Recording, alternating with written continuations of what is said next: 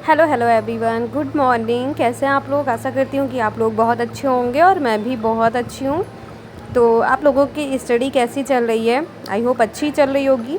तो अभी ये मॉर्निंग का टाइम है और मॉर्निंग तो अपनी मैंने बहुत एनर्जी के साथ स्टार्ट की थी आज। पर सुबह बिल्कुल भी अच्छा नहीं लग रहा था पढ़ने में। मैं यूँ कहूँ कि मैं कुछ दवाइयाँ ले रही हूँ जिसकी वजह से मुझे थोड़ा-सा मतलब ऐसा लगता है कि वो लेने के बाद मेरे सर में पेन होने लगता है।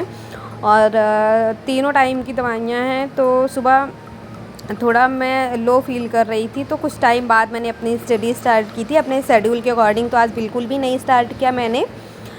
तो अभी फ़र्स्ट जो मैंने यहाँ रखा है वो रखा है करंट अफ़ेयर्स। और करंट अफ़ेयर्स जो है ये मैं कुमार गौरव सर की वीडियोस से कंप्लीट कर रही हूँ, जो कि मैं डेली नहीं पढ़ती हूँ। मैं मंथली करंट अफ़ेयर्स पढ़ती हूँ और मैं वीकली भी पढ़ लेती हूँ, पर बहुत कम ऐसा होता है कि मैं वीकली करंट अफ़ेयर्स देखती हूँ।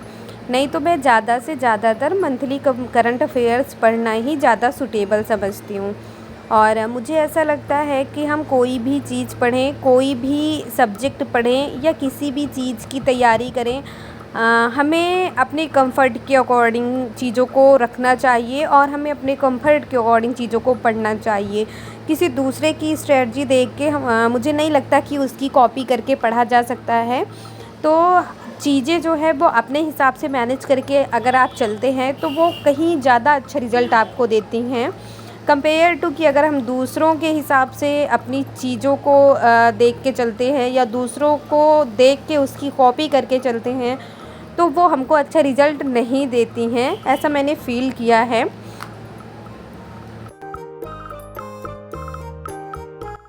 तो यहाँ पे मैं अप्रैल मंथ का करंट अफ़ेयर्स जो है वो अपने कॉपी में नोट डाउन कर रही थी। और हालांकि करंट अफ़ेयर्स की बहुत सारी बुक भी आती हैं जिसको मैं चाहूँ तो मैं लेके रीड कर सकती हूँ, मुझे लिखने की कोई ज़रूरत नहीं पड़ेगी। पर मैं लिखना थोड़ा ज़्यादा सूटेबल मानती हूँ अपने लिए, क्योंकि अगर कोई चीज़ आप लिखते चलते हो तो उसका 40 to 50% तो ऐसे ही आप कैच कर लेते हो। तो मुझे लगता है कि मुझे अपने लैंग्वेज में लिखी चीज़ें थोड़ा ज़्यादा अच्छे तरीके से समझ में आती हैं और इसलिए मैं करंट अफ़ेयर्स भी लिखते ही चलती हूँ। तो अभी जनवरी, फरवरी और मार्च मंथ का तो मेरा ऑलरेडी कंप्लीट हो गया है और अभी जो है वो मैं अप्रैल मंथ का लिख रही थी, जो कि मुझे कुमार गौरव सर की वीडियो से ही मैं मतलब लिख रही हूँ। तो थोड़ा बहुत अभी मेरा बचा है जो कि मैंने अभी नहीं कंप्लीट किया है, क्योंकि जो मंथली करंट अफ़ेयर्स होता है वो थोड़ा लेंदी वीडियो होता है। और अगर आप कोई चीज़ मतलब साथ में पढ़ते और लिखते चलते हो तो उसमें टाइम लगता है। और अगर हमको नॉर्मली ऐसे क्लास ही देखनी होती है कि जिसमें बस हमको क्लास अटेंड करनी है, चीज़ें समझना है, तो उसमें उतना टाइम नहीं लगता। लेकिन अगर आप किसी चीज़ को लिख रहे हो साथ में तो उसमें ज़्यादा टाइम लग जाता है। तो इसलिए वो करंट अफ़ेयर्स की क्लास जो है वो मेरी एक दिन में नहीं कंप्लीट हो सकती है, तो लगभग 4 से 5 दिन मुझे लग जाते हैं। तो करंट अफ़ेयर्स की क्लास जब मैंने कंप्लीट नहीं की, अपने अकॉर्डिंग मैंने कुछ टाइम तक मतलब उसको लिखा। उसके बाद यहाँ पे मैं पढ़ रही थी हिस्ट्री, जो कि क्लास 8th की एनसीईआरटी की है और ये है चैप्टर नंबर 5। तो चैप्टर नंबर 5 जो है वो मैंने बुक से एक बार रीड कर लिया है। और मैं ऐसे करती हूँ कि मैं पर चैप्टर जो भी बुक से एक बार रीड करती हूँ उसको इस यूट्यूब चैनल मतलब जो है मेरा वाईटी, इस प्लेटफॉर्म पे मैं आके उसको एक बार यहाँ से लेट्स क्रैक यूपीएससी सीएससी करके सर का यूट्यूब चैनल है, जहाँ से मैं एक बार समझती हूँ सारी चीज़ों को। और यहाँ पे सर ने क्लास 8th की जो हिस्ट्री की वीडियो है वो लगभग मुझे लगता है 7th प्लस ऑर्स की है, जो कि मतलब हर चैप्टर है इसमें सर ने अच्छे से समझाया है। तो मैं जो भी चीज़ें बुक से पढ़ती हूँ उसको यहाँ आके मतलब वो चैप्टर यहाँ पे आके एक बार अच्छे से समझ लेती हूँ, जिससे कि वो मेरा पोर्शन जो है वो मतलब सब्जेक्ट और वो चैप्टर जो है मेरा वो अच्छे तरीके से मुझे समझ में आ जाता है।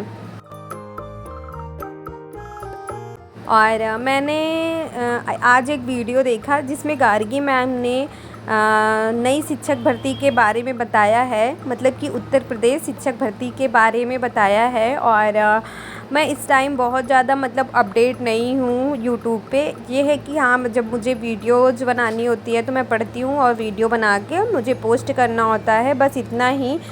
और बहुत ज़्यादा मैं किसी का वीडियो नहीं देख रही हूँ इस टाइम पे, तो बहुत ज़्यादा मतलब चीज़ें नहीं मुझे पता चल रही हैं। पर मैंने आज गार्गी मैम का वीडियो देखा था जिसमें उन्होंने उत्तर प्रदेश शिक्षक भर्ती के बारे में बताया था। और मैम का कहना है कि आप लोग प्रिपरेशन करते रहिए, भर्ती देखने को मिल सकती है। पर कितनी ज़्यादा श्योरिटी है ये तो नहीं पता है, क्योंकि आप सभी को पता है कि यूपी शिक्षक भर्ती का हाल क्या है और शिक्षा चयन आयोग का हाल क्या है। मुझे नहीं लगता कि वो किसी से मुझे बताने की ज़रूरत है, जो भी उत्तर प्रदेश से बिलोंग करते होंगे, क्योंकि हालत आप सभी को पता है। और चुनाव का रिज़ल्ट आ जाए उसके बाद क्या होगा क्या नहीं, वो सारी चीज़ें भी पता ही चल जाएंगी कि भर्ती का क्या होना है क्या नहीं। पर अगर एक चीज़ देखी जाए तो चाहे आप किसी भी स्टेट की शिक्षक भर्ती की प्रिपरेशन करते हो तो आप देखते हो कि सब्जेक्ट कॉम्बिनेशन जो है लगभग सेम है। तो हमें तैयारी करते रहना चाहिए। ऐसा नहीं है कि हम इंतज़ार करें कि जब यूपी में शिक्षक भर्ती आए तभी से प्रिपरेशन स्टार्ट करें। तो अगर यूपी में शिक्षक भर्ती आती भी है और महीने 2 महीने का समय मिलता है तो भी फिर हमारा सिलेक्शन उसमें नहीं होगा, क्योंकि कंपटीशन कितना ज़्यादा है आप सभी को पता है। तो अगर हमारे नियर अबाउट कहीं भी वैकेंसी आती है, जैसे कि DSSB PRT की भी वैकेंसी आने वाली है आप सभी को पता है, और TRE 4.0 भी होगा तो आप सभी को ये भी पता है। तो क्यों ना हम लोग यहाँ अप्लाई करें और अच्छे तरीके से अपनी प्रिपरेशन करें। और अगर हम किसी एग्ज़ाम को टारगेट करके पढ़ेंगे तो हमारी प्रिपरेशन भी अच्छी तरीके से होगी, और अगर वैकेंसी आती भी है यूपी में तो हम अच्छे तरीके से मतलब फ़ाइट कर सकेंगे। तो हमें ये चीज़ें बिल्कुल भी नहीं सोचनी है कि हमें कहीं और अप्लाई नहीं करना है। तो जब यूपी शिक्षक भर्ती आएगी तभी हम पढ़ना शुरू करेंगे, ये हमारी सबसे बड़ी भूल होगी। तो हमें अभी से ही प्रिपरेशन स्टार्ट करनी होगी। आगे देखते हैं वैकेंसी आती है कि नहीं आती है, और अगर आती है तो बहुत अच्छी बात है, अगर नहीं आती है तो हमें अपने नियर अबाउट जहाँ भी हम एलिजिबल होंगे वहाँ के लिए हमें फॉर्म अप्लाई करना चाहिए।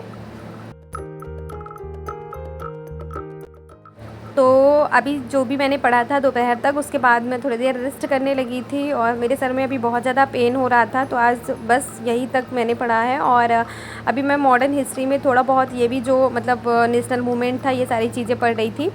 तो ये किरण पब्लिकेशन की बुक से मैं पढ़ रही हूँ। तो आज के लिए बस इतना ही, मिलते हैं आप लोगों से नेक्स्ट ब्लॉग में, तब तक के लिए बाय बाय, टेक केयर।